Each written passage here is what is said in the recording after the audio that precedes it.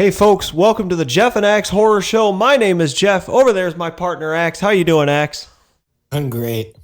I would assume that you're great because today happens to be your birthday. Happy birthday, Axe. Big birthday to me. Thank you very much. And tell all the listeners how old you are. Old as fuck. Old No, as I'm fuck. 33. Holy fuck. That's I'm only about 3.5 years behind you, so creeping up on that big 3-0 myself. But yeah, happy birthday, man. That's celebrating it by doing an episode of the show. I'm sure there's nothing you'd rather be doing. Be honest, man. There's not, because horror movies have been my life since 1986. So I am 2019, and I'm happy to be representing horror. All right.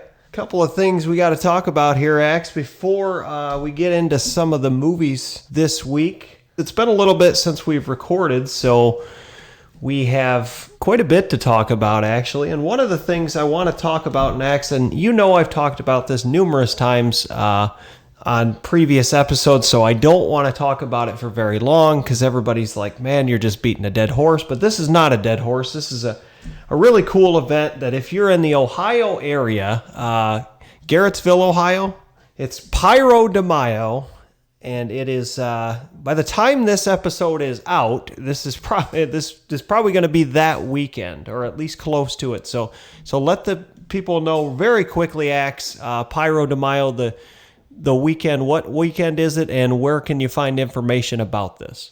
It's June 5th. Pyro de Mayo. It's every year. There's fire performers and music acts and camping.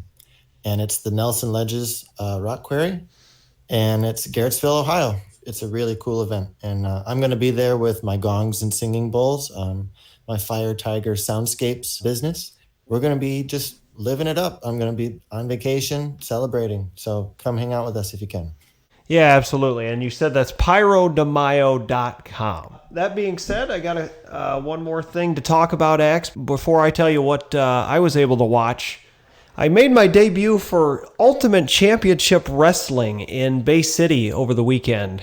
Interesting setup up there. I've had a chance to attend a couple of their shows before I became a part of the company up there. But the former WWE superstar, the Brooklyn Brawler, is the head trainer up there.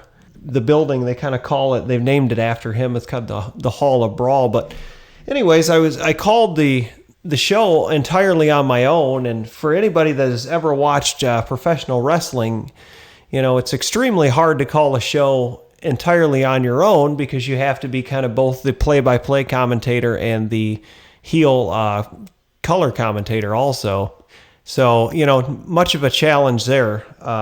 Definitely a challenge. But, you know, I had a blast. I had a good time. And our next show is going to be on July 6th. And it is going to be in the shadows of the Michigan's largest, well, actually, I think the nation's largest fireworks display in Bay City, Michigan. And it's going to be at 5 o'clock, so you can get a chance to go down to Winona Street and watch some UCW wrestling and then get your chair ready and watch the fireworks at nightfall. Anyways, so yeah, that's kind of how that went. So a couple things to talk about. Actually, quite a few this week, Axe. You know, sometimes I just only have a couple things. Sometimes I got a whole bunch. But one of the things that I wanted to talk about is a movie from 1973 that I was able to watch. And Axe, I know that you've seen this also, so maybe we can banter a little bit. And it's a movie called Psychomania. This is a movie about this biker gang. They are the Living Dead motorcycle gang in the movie. And they are kind of led by this guy, Tom. And one thing that I want to say right off the bat, Axe, is, you know, I've seen this movie a couple of times now. And one thing that's really appealing about this movie, you can't dispute for sure, is that it's got a fantastic cover. It's got a really cool cover art. And, you know, that kind of transpires to the whole, the design of the motorcycle gang with the helmets and the goggles. And the goggles are bitching, dude. They're bitching. Everybody should own a pair. Yeah, absolutely. This is That's one thing that, this movie does have going for it. But, the problem with this movie, Axe, is it's just a snooze fest. Yeah, it sucks. It's a snooze fest. And there's just not a lot of action in this film. And they have this whole crazy sequence with this graveyard, and this movie's all over the place. It doesn't make any sense. This biker is essentially running this motorcycle gang, and he ends up getting killed, and then he comes back to life, and it's just like, what the hell is... And there's this crazy ass thing with a frog, and it just... I mean, what do you feel about this, Axe? This is a... Yeah, so you got Tom, who's like this spawn of Satan type character, whose mother, I'm assuming, gave him up to the devil at birth to live out his destiny as this undead motorcycle rider. And so he's the first one. He figures out that he can come back. And so he convinces everybody else that they can too. And some screw up and don't come back. But the idea behind this movie is really interesting. The plot is actually kind of unique, but the execution is just awful. My biggest problem with this movie is that there's no blood. Every one of the kill scenes, it doesn't matter if they're hit by a semi, there's no blood anywhere in this movie, and then that's a problem for me. They've got motorcycles. If you just love bikes, check it out. It's got that in it. I do kind of like the sequence where the motorcycle comes busting out of the cemetery, out of the graveyard plot. But the camera angle that they had for it was kind of lousy. They went for the side shot, and it just was not appealing. It's definitely not a movie that I recommend. But, some people love it. So who am I? Right. And, there's just so many bizarre sequences in this movie, Axe. And that's the thing that really you can't shake off. Specifically, the most bizarre sequence in this whole movie is the funeral scene for me. There's just something about it, with the guy singing in the background, which, I mean, if you got somebody singing at your funeral, it's fine, but it just seemed like so randomly placed and just really, really strange. It was almost like the bikers didn't know that guy was there, and, he's singing in the background, but yet they did, and it was there's so much about this movie it's trying to be a real complex movie, but it just wasn't. It's a very simple movie that just failed on all levels trying to be a more intellectual film. And being a biker film, Max, I don't think you need to go for that. I don't think you need to go for...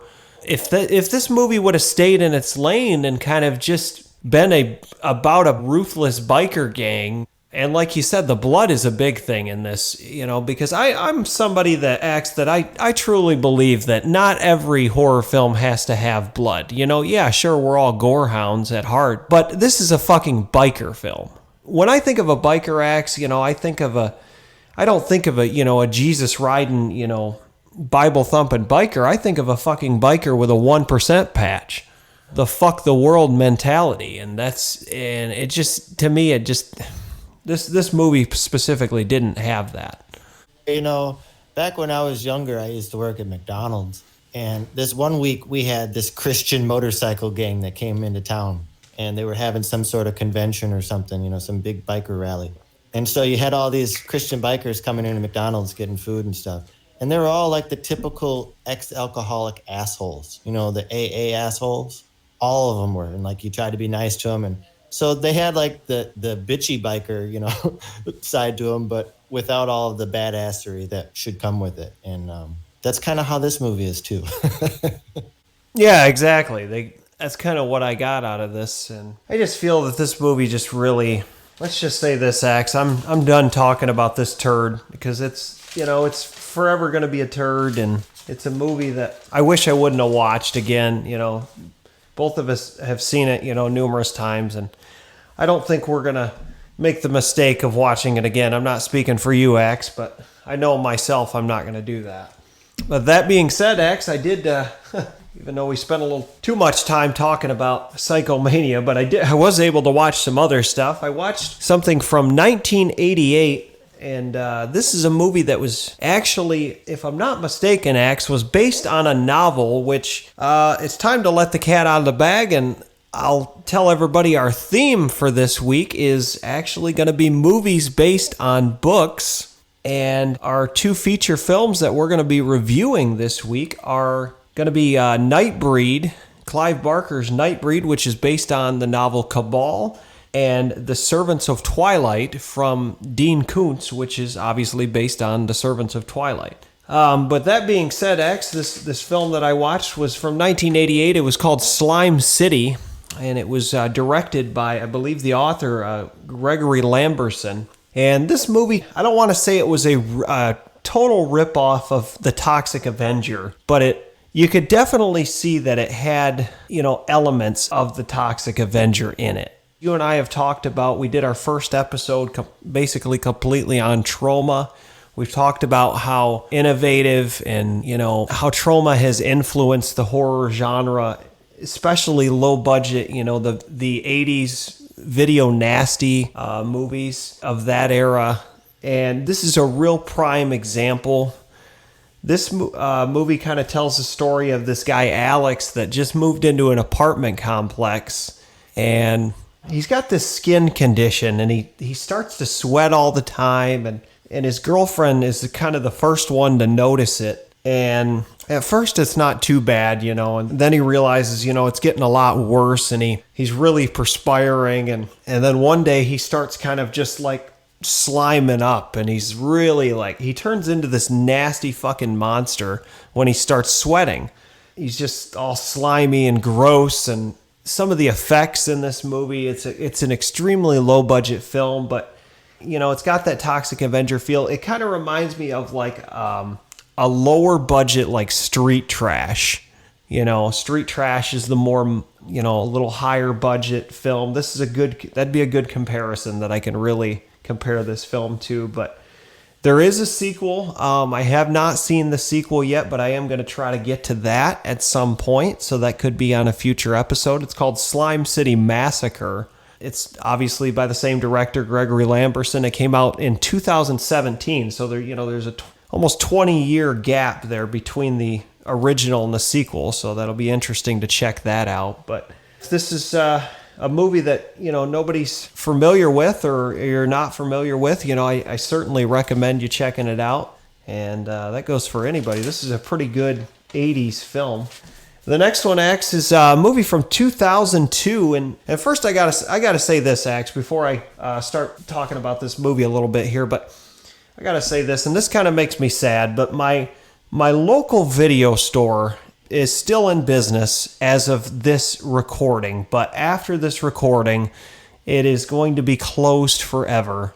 It's a place called Paradise Video, and it's obviously the listeners that are not from this area are going to be like, what the fuck? We don't know what this guy's talking about. But I want to just talk about the sentimental value real quick of a video store to specifically a horror movie fan. This was our candy. This is where we got our stuff, because back in the days, Axe, when we didn't have money, before we had jobs and had responsibilities, we would have our allowance money or whatever, and you would just go down to the video store and spend whatever you had.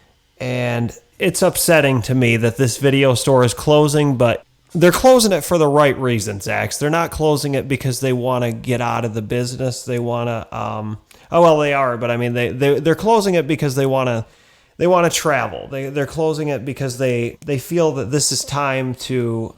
They're not closing it for the sake of they're not making enough money, is what I'm trying to say, Axe. They're still doing really well, surprisingly, even with Redbox and Netflix and all the streaming services. This video store is not only surviving, up until this point, obviously, where they decide to close, but they were thriving. So just wanted to say a little thing for them. Yeah, that's totally awesome, Jeff, because I've been in Paradise a few times. The fact that they're still around and they're still able to, make money at renting movies. All of the ones that I grew up going to are gone. Like, one for me was Mammoth Video. They had such a huge horror selection. It had 4 aisles. you would go in there and just, I don't know what it is. It's like the musty smell of the movie when you pick it up and you turn it around and you're looking at it, and you can hardly even read. Or like when I first started watching them, I couldn't read. So everything was about cover art and what it looked like from to a little 5-year-old kid, from the cover.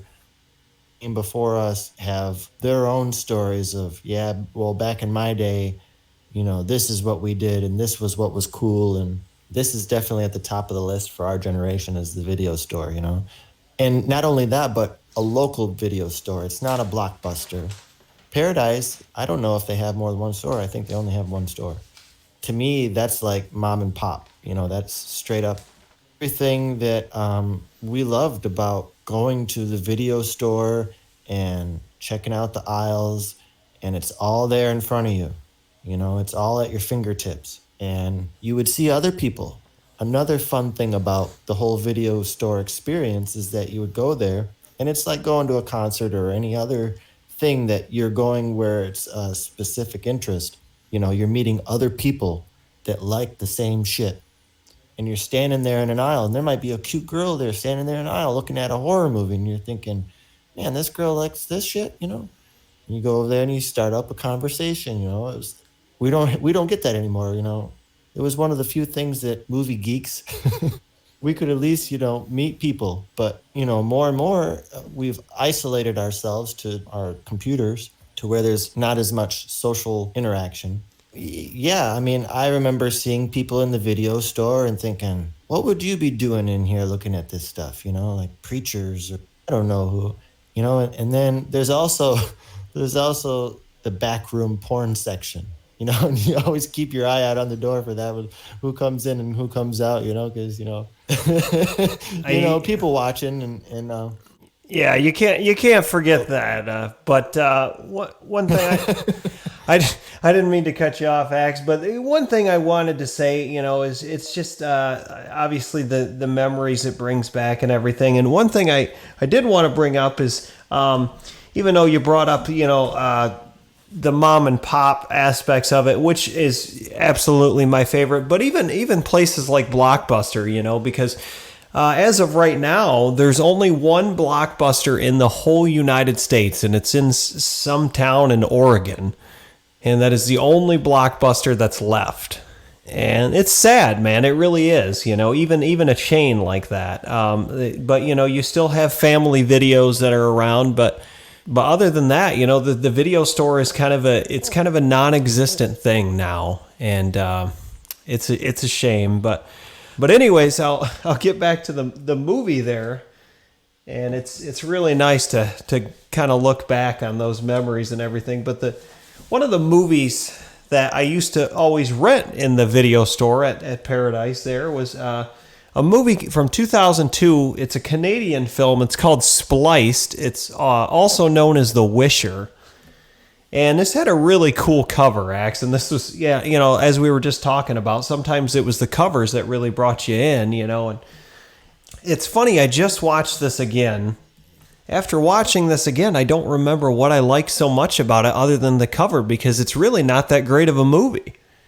It's kind of about this girl that is obsessed with horror, and she sees this new movie called The Wisher, and it's got this guy's kind of these razor-like claws, these glass claws, and the villain in the film, and he kind of starts appearing in, different aspects of her life and kind of haunting her, every move essentially. And it's an interesting film, but I wouldn't say it's a real great film, but it was nice to watch it again. It's just not a super film. The film actually has, for all the boy band fans out there, has Drew Lachey from 98 Degrees in it. Nothing to write home about, but it was okay. Another one I watched was from 2008, and it's a movie called Doomsday. And this movie actually had a pretty good size theatrical release back in 2008. I graduated in 2008, and I don't, I remember a lot of stuff from that year, but I certainly don't remember this movie that much. I watched this on Shudder. It tells the story of this virus is kind of running through Scotland and England, and this CIA agent is in charge of going over with a team to kind of find a cure for this virus, because there is this cure that is hidden somewhere in London. And it's kind of an interesting story because it's on the way her and her team kind of encounter these cannibalistic like dwellers that are these underground dwelling gangs. It's kind of got that feel of like a Warriors type, but it's not this is a post-apocalyptic movie, so you kind of mix like the Warriors with a post-apocalyptic type of movie. That's what you would get here. More modern, obviously with technology and everything, but it's a pretty interesting film. I enjoyed it. It was, pretty easy to get through. Couple more here, Axe. From 1995, it's a movie called Project Metal Beast. This is actually a werewolf film, and I gotta say, I'm a big Kane Hodder fan, Axe, and I'm not speaking for you, but I think you are too. Yeah. And Kane Hodder actually plays the werewolf in this film. I guess this is one of those films, that came out in the mid-90s that, had a real kind of small release. I'll be honest with you, Axe, I don't think I've ever seen it on a video store shelf either, since we were talking about video stores, but pretty interesting film, and it kind of tells the story of this guy that back in the mid-70s is a CIA agent, and he injects himself with this werewolf serum, and 20 years later, this serum kind of is running rampant on this science lab here, and they're conducting these crazy experiments, and werewolves are basically the norm 20 years later. And there's a lot of action in this, and there's a lot of really, really good kill scenes in this. That's one thing that I will say about it. The first half of the film is really like, it kind of drags on, but it really picks up in the second half. And it's an interesting little film that some people may have missed. And one more, Axe, that I was able to watch, and I think you were too. It's from 2018, and it's a movie called The Ranger. This movie is a slasher, and it kind of tells the story of this park ranger that Chelsea's the girl's name, right? Yeah, this girl Chelsea is kind of a witness. She's a witness to this horrific thing when she's younger, and she kind of goes back to this park with her friends, and this ranger, there's just, you can tell there's just something off about him. He essentially becomes the villain of the film. And I will say this, Axe, I don't want them to wear out their welcome here, because this was a Shudder exclusive movie. And for a Shudder exclusive that just came out last year, well, technically it came out this year, it was filmed last year, but I think this is a great film. I really do. And I think this also has potential to be the next horror franchise, but I don't want them to wear out their welcome with this. Like, I certainly see a sequel in the future of this. I don't know about you, Axe, but what did you think of The Ranger, Axe? It's pretty cool, bro. man. It's totally punk rock. Bro. They're doing drugs. They're at a punk rock concert. They got the fucking punk rock van that they steal. The whole thing is punk rock, which is great. And like you said, it's a slasher. So it's got all of the typical tropes of a slasher film. Cabin out in the woods, teenagers. And another fact that I like to bring up is that in the majority of slasher films, what the audience needs to understand, I think, is that the characters are made for you to not like them. They're made to be stupid. They're made to be assholes. They're made so that you want to see them die. So then that it's fun watching them die. It's not one of those movies where it makes you really sad when one of the characters gets taken out. It's not like that. It's basically just a kill 'em all, free-for-all fun. The girl, Chelsea, the character, she's a beautiful girl, and she did a really good job. She kind of seemed like she fit in with this group, but at the same time, you knew that she was an outsider, that she didn't actually fit in. She just looked like it, which is funny because the movie makes reference to wolves and the whole Red Riding Hood.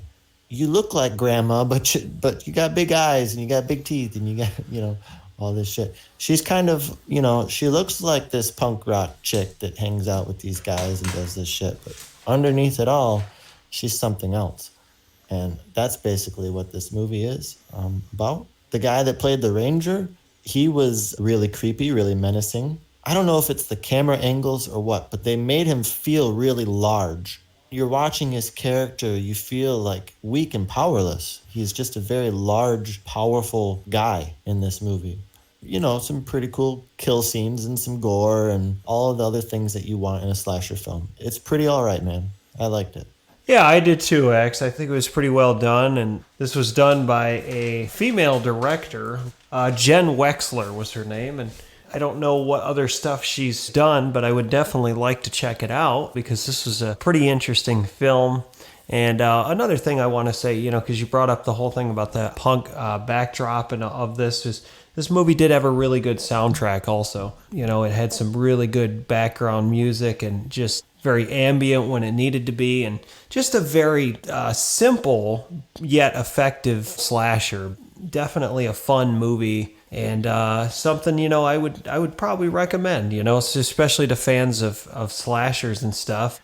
Speaking of that, X, I want to touch on this really quick too. Since we're talking about slashers here, they just released this 3 days ago, X, but I only watched a couple of seasons of the show. I believe they're on season 9, but the show American Horror Story, the next season is going to be a slasher type season. So that could make for some really interesting stuff. That show's hit or miss. Some of the seasons have been really great, and then some of the other ones have been pretty let down. So hopefully, yeah, it sounds cool.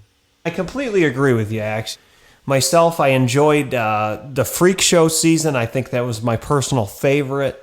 But, everything else has been kind of hit or miss. Asylum was okay. But, yeah, I'm not somebody I don't have to watch the show. But if it has an interesting concept, like with the slasher one, I think I might have to tune in and check it out. There is some other stuff coming out. We've kind of alluded to it before, but sometime this year, Ax, the Creepshow TV series exclusive to Shudder is also going to be coming out.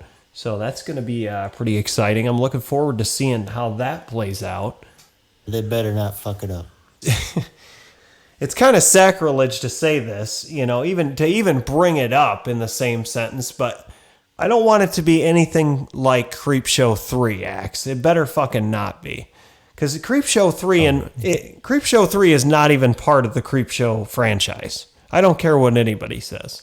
You have Creepshow 1 and Creepshow 2, and then you have a movie that just decided to call itself Creepshow 3. It's just a fucking terrible, terrible film. But that is what I have this week, so I will turn things over to you before we get to our features here. So what'd you watch this week, Ax?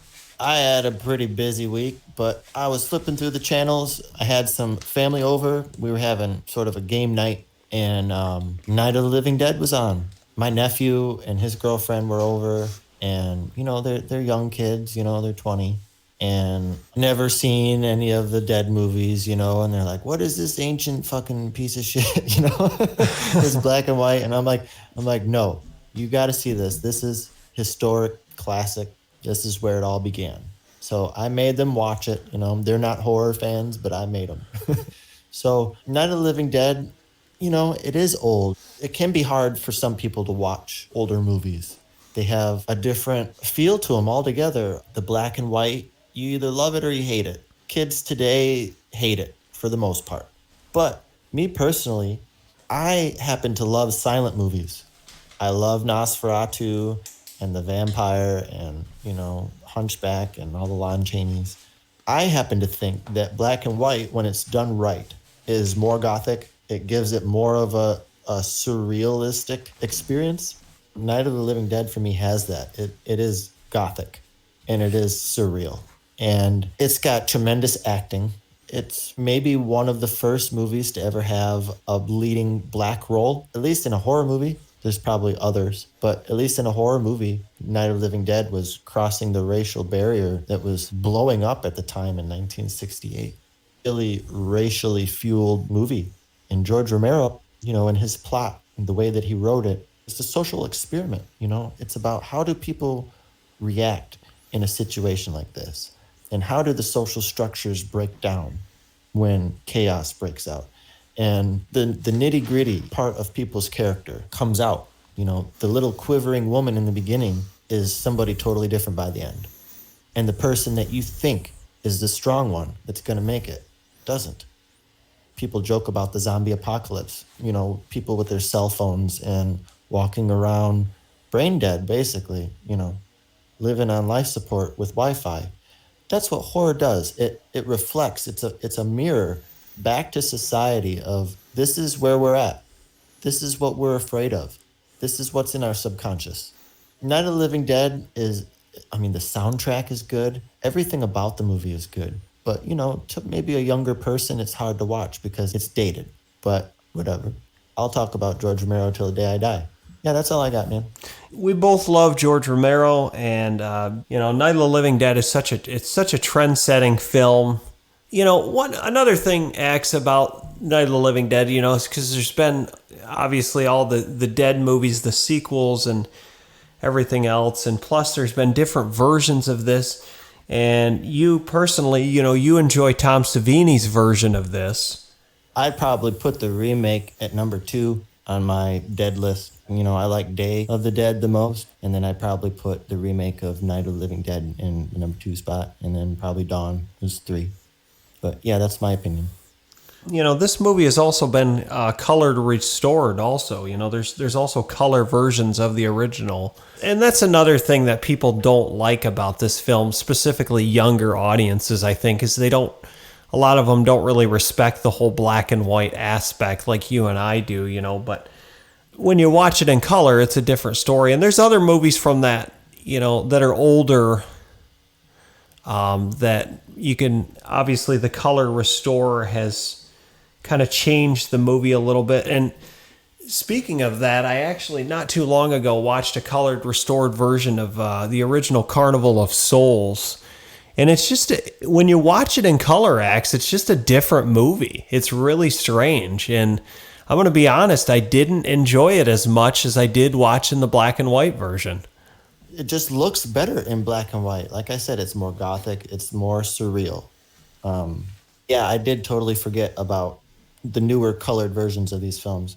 Carnival of Souls is supposed to be gothic. It's supposed to have that feel. And when it's in color, you just lose all of the... Okay, let me put it like this.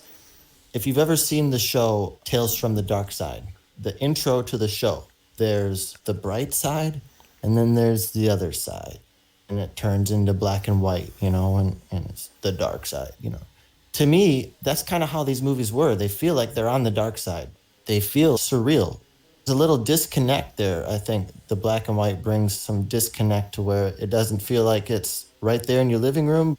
It feels like more of a fantasy, more of a dream, more of a vision, less of a reality because of the black and white. But that can actually add to the effect, I think. Yeah, I completely agree.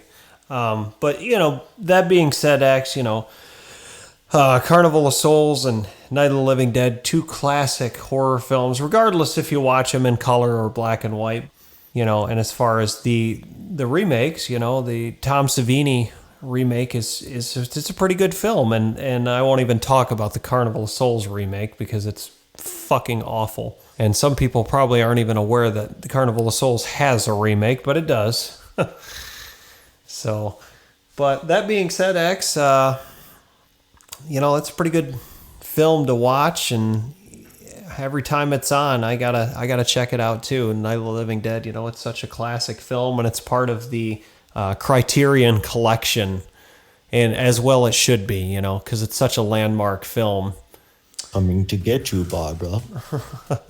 Exactly. So that being said, Axe, I think we'll get to our features. Our topic this week is films based on books. Let's start in chronological order as we usually do, X. From 1990, it is directed by the legendary Clive Barker, who we were able to meet, by the way, at the Motor City Nightmares this year. Fantastic guy. It is Nightbreed, and it is based on the book Cabal. This kind of tells the story of this guy, Aaron Boone, who is kind of caught between our world and this world of monsters named Midian. He's framed for these murders by this really strange psychiatrist who is played by David Cronenberg in this film. And let me just say this, Axe, before we really get into this, but I am surprised that David Cronenberg didn't win a fucking Oscar for this performance. I mean, this is the best I've ever seen Cronenberg. Yeah, totally. He's awesome in this movie.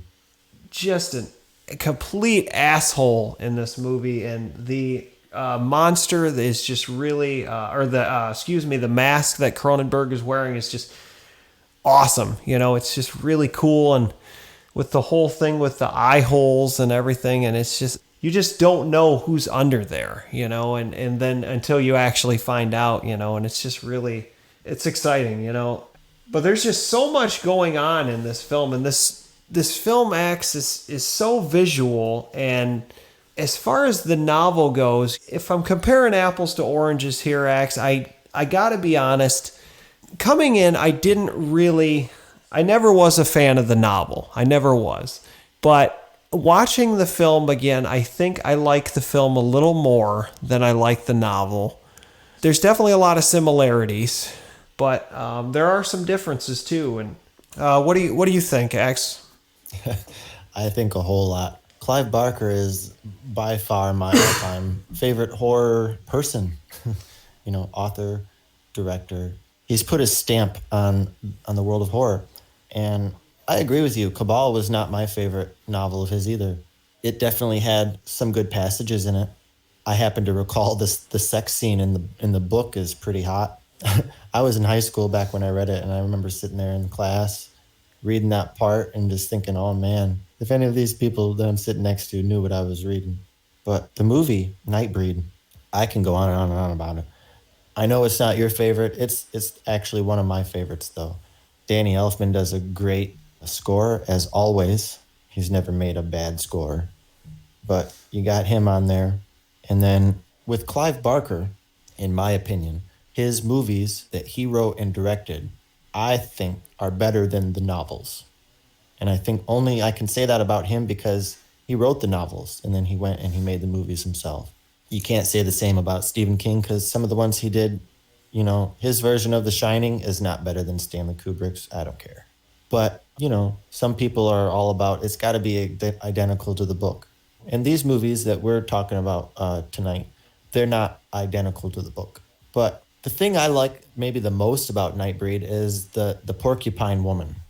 All the different exotic monsters and a bunch of awesome quotes, you know, awesome one-liners, you know, it's all true, God's an astronaut, Oz is over the rainbow, and Midian is where the monsters live.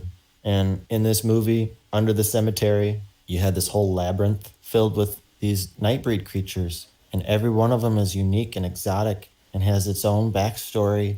You know, you got the berserkers there at the bottom, and they're the fucking crazy bastards. You know, Clive Barker is a genius at putting ghastly horror mixed with beauty. He makes you like things that you know you shouldn't like them. Makes you feel uncomfortable. He gets into primal feelings of curiosity. And like you said, David Cronenberg, he plays Decker, and he is just a slimeball. You just fucking hate him. And it's genius. The way he plays it is like so nonchalant. It doesn't matter how crazy the situation is. He's going to talk in a easy, level manner. Always the therapist. Even when he's the psychopath killer, he's still the therapist. And that's what I like about him. You got Craig Sheffer, who played Aaron Boone. Ann Bobby played Laurie Winston. You also had Doug Bradley, who played Lylesburg. You know, you've got a tremendous cast. Clive Barker at the helm. He's directing and writing the screenplay. Even with Hellraiser, I didn't think The Hellbound Heart was his greatest book either. But when he took the helm for the film, he blew it out of the park. He actually made the characters more interesting. In Nightbreed, you have this whole clan of Nightbreed, you know, and the book really goes in depth into how they came to be, their history, and all that stuff. And in the movie, you get maybe 5 minutes of that. So that's a bummer. Then you got the leader, Baphomet, the baptizer. He's really out there. It's like he doesn't fit into any kind of religion or any kind of visually, he doesn't look like anything else that I can pinpoint, you know? It looks like an alien, like something never thought of before. That's what I really love about this movie. I really love how each individual character had its own grotesque thing about it that made them awesome. They really spent a lot of time on the creature effects in this movie. When Babette becomes the weird thing out in the sun and she's going to die and she's got to be put back into the dark, you know, that whole sequence is really, really great. And it's like, it's that feeling that I'm talking about. You feel for this creature even though you're kind of grossed out by it, but you know it's innocent, a child, and yet it's not. It picks it up and holds it, you know, and gives it back to its mom. But when she's holding it, it's kind of like, yes, this is weird, but it's also all right. And that's what I mean. Clive makes you all right with things that you probably never thought you would be all right with. He's the thumb in the butt. You know what I'm saying? That's Clive Barker, man. Yeah. So, yeah, that's what I think of this movie.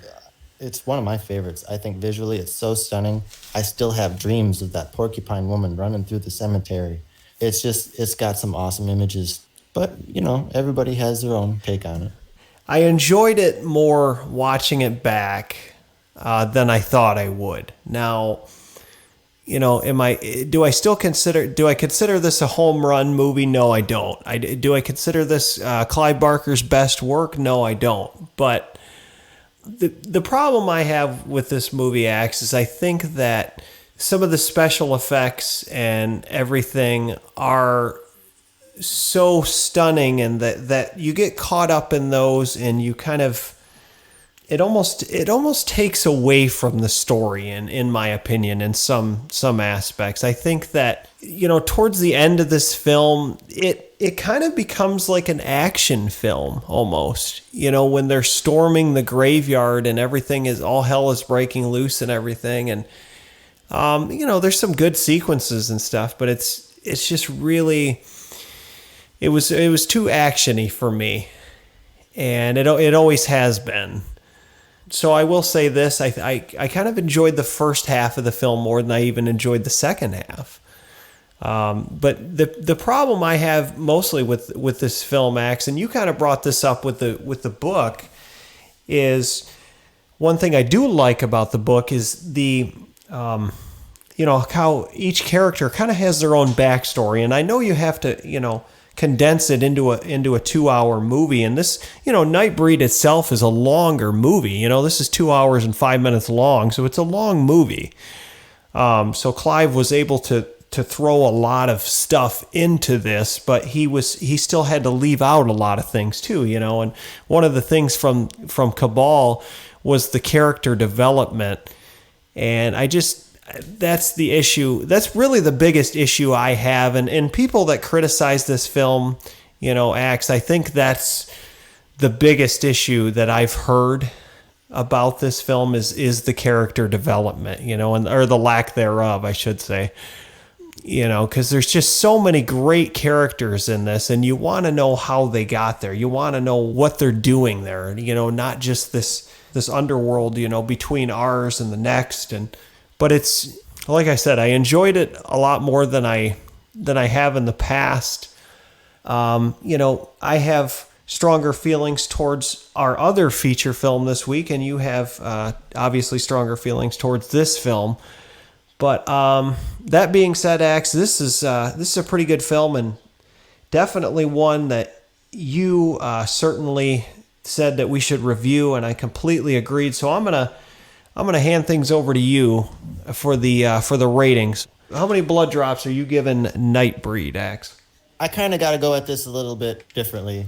If I was to just base this on, is this one of my favorite movies? Yes, it is. Do I want to give it 5 blood drops? Yeah, I kind of do. But I'm going to give it 4 because I definitely see where the movie is lacking. I definitely agree with you about character development. If that's what you're watching this movie for, yeah, you're going to be let down. But, me personally, I kind of like the whole action oriented part about it. So, I mean, apples and oranges. So I'm going to give it 4 blood drops. Okay, well, this might actually surprise you, Axe, but I am going to go slightly lower than that, but I am not going to go much lower than that because, like I said, for the visual effects alone, this movie is just absolutely phenomenal in the special effects department, and it's just really it was fun to watch it again. It's just that obviously this one kind of collects some dust on my VHS shelf, if you know what I mean, Axe. It's just not one that I would pull out too much. But that being said, Axe, I am going to give this 3.5 blood drops. I think it's that good. I think that the movie is a hell of a lot better than the book, with the exception of the character development. But, I think the problem with the book is the book kind of drags on, whereas the movie, even though it's a solid 2 hours, to me, it doesn't seem like it drags on really at least until towards the end with the whole, like I said, the action sequences. That's where I kind of, that's where everybody kind of should be gaining interest, and I'm kind of losing interest at that point. But yeah, that being said, though, 3.5 blood drops. I think this is a great film, or a good film. Let me say a good film, excuse me, not a great film. Not Clive Barker's best, in my opinion, but, a solid effort nonetheless. So there you have it, guys. Axe gives Nightbreed 4 blood drops. I'm going to go with 3.5 blood drops.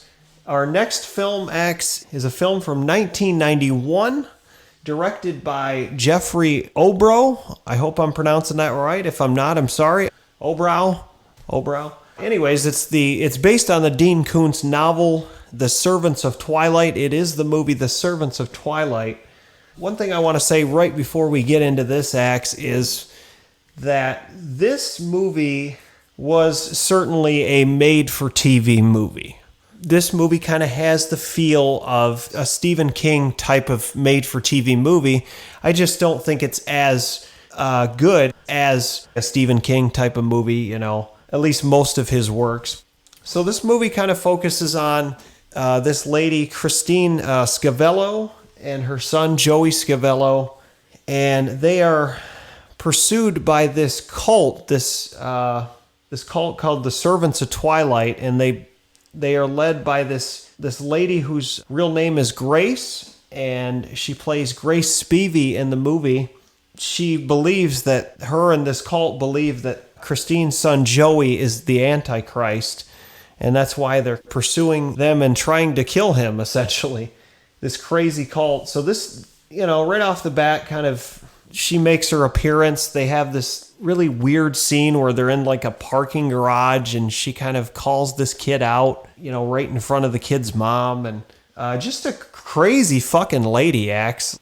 They're also joined by this guy, this detective, Charlie, and he is kind of put in charge of protecting Joey and Christine, and they kind of travel all around the country, and this whole movie kind of focuses on this cult chasing these three and trying to get to this kid. And it does make for some really interesting sequences. I really enjoyed where they were in the hotel when he was talking about, when they were in Chicago and they were going to go to the Bulls game or whatever. That was a really, really cool sequence. There's a really giant twist at the end towards the end of this film. I mean, this movie's old enough, Axe, that we could tell people, but one of the friends of Charlie, one of the people that's supposed to be watching over him, is actually in on it, and he's part of the Servants of Twilight, and he ends up trying to kill Joey. There's a lot going on in this film, but it's kind of a simple, made-for-TV movie, and we were talking about before we started recording was the endings were a little bit different from the movie and the book. First of all, Axe, what did you like better? Did you like the book or did you like the movie as far as Servants of Twilight goes? I like the book better. The book is more interesting. I kind of felt like the made-for-TV part of the movie, it's got its great moments, and it was definitely, for when it came out, it would have been one of those shows I would have loved to stayed up and watch. It would have been really great TV. But, Stephen King, he was able to take his movies and put them into a TV format, because it was more about characterization with Stephen King. TV is good for that because you have episodes that you can build up. The book, Dean Koontz, he's a great horror author. He's up there with those guys. He's not my favorite, but he's a lot of people's favorite. And so he's important. The book just has more flow. It's got more Dean Koontz in it. Do you know what I mean? You lose some of the personality with the movie, I feel. That being said, there is a huge difference with the ending. In the book, it's like a happily ever after kind of ending. And in the movie, the kid's the Antichrist and he wins. And they're very different. Kind of felt like the movie was just a little too much like The Omen. I felt like they were ripping The Omen off a little too much. Really with the whole dog, Chewbacca part of it. That was a little too close to Damien. Mm-hmm. But all around it was good. I really liked the bats. That's the really great part of both the book and the movie. The bats come and feast on Grace, the religious fanatic that everybody wishes gets it in the end. It's got some good characters, though. The movie also, I really liked, I don't know if I'm pronouncing his name right, but Carell, I don't know, Carel, Striken. Mm-hmm. Yes. Played Kyle Barlow. He is such a great actor. He's got that face, that unforgettable face. And it's like he's the big dumb servant with a heart. He actually has a heart. He's the big giant. Mm-hmm. I really like his character. He's a character in the movie. Yep. And he one thing about him is Axe is he's very, like you said, you're very sympathetic for him, and he towards the end of the film obviously has that big moment that really kind of changes the course of the whole film, and he essentially turns out to be the hero. One other scene I really liked, there was a big lead up to this really stupid joke, but I thought it was funny. They're sitting around talking, and Joey's like, hey, how do you become a detective? And Charlie's like, well, you got to go to detective school, you got to get certified, you got to get licensed. And the boy's like, is that like a license to kill? And he's like, no, that's Bond. Yeah. And the boy's like, do you know James Bond? Do you know James Bond? He's like, no, I know his brother. Municipal Bond. You know what's? I don't know. I laughed anyways. Yeah, well, what's funny, Axe, is that I'm reading my notes here, and I have in quotation marks municipal bond. So I absolutely, man. You beat me to it, but that was certainly a funny moment. The subtle humor in this. It's not. By any means, it's not laugh out loud, gut-busting funny. And of course, it's not meant to be. It's a horror film. It's a made-for-TV horror film. But, it's not, I don't think it's a terrible film. One thing I will say, Axe, real quick, is that I don't think Dean Koontz has had a lot of creativity over his movies. I don't think I could be wrong about that, but they just stray so far from his books. And I think this is just one example. There's other ones like the movie Soul Survivors, about a plane crash is kind of, it was a made-for-TV movie. The movie Demon Seed, which was a really strange movie that really kind of strayed from the book too. But I don't think Dean Koontz's the movies that are based on Dean Koontz's books are that great as a whole. I'm not just saying this one, but that being said, the ones I just mentioned, there's also another one called Whispers, but I would say The Servants of Twilight is probably the best out of that bunch anyway. Most people are probably most familiar with the movie Watchers. And Watchers was the other one about the dogs. Yeah, absolutely. That's another one. I didn't want to forget that one. But me personally, I like The Servants of Twilight the most out of those. But that being said, I just don't think it's, as far as a made-for-TV movie, it was just okay. It was okay. And I'm going to say, Axe, that Blood Drops-wise, I'm going to start it off here for us. And I'm going to give The Servants of Twilight, 2.5 blood drops. What say you, Axe? Like I mentioned, Dean Koontz is not my favorite, and the book was also not one of my favorites. Although it's a good book, it's not a bad book. It's just every author has their own voice, their own inner dialogue that comes through in their writing. And, for me, I really connect with Clive. His words just flow for me. I quite often have to fight to get through Stephen King. He can be drawn out and dry for long periods of time. Dean Koontz, it's not that long of a book. Servants of Twilight, it's a moderate-sized novel. It's got good flow. I don't really have anything bad to say about it. It's just not really up there on my list. So for the movie and the book, you gave it a 2.5. I'm going to have to give it a 2, a little less. But, 2 is not bad. It's at least worth watching once. Yeah, absolutely. I completely agree, and I didn't really say this, but I'll say this real quick, Axe, that the book is. I really enjoy the book. The book is personally one of my favorites. It is probably in my top 3 or 4 favorite Dean Koontz books for sure. But I certainly like the book a lot more than I like the film. But that being said, so Axe is going with a 2 blood drop rating on the Servants of Twilight. I am going with a 2.5. Thank you for listening to the Jeff and Axe Horror Show. I'm Jeff. I'm the birthday boy, Axe. The birthday boy, Axe. You heard it right there. Thanks, and we will catch you next time.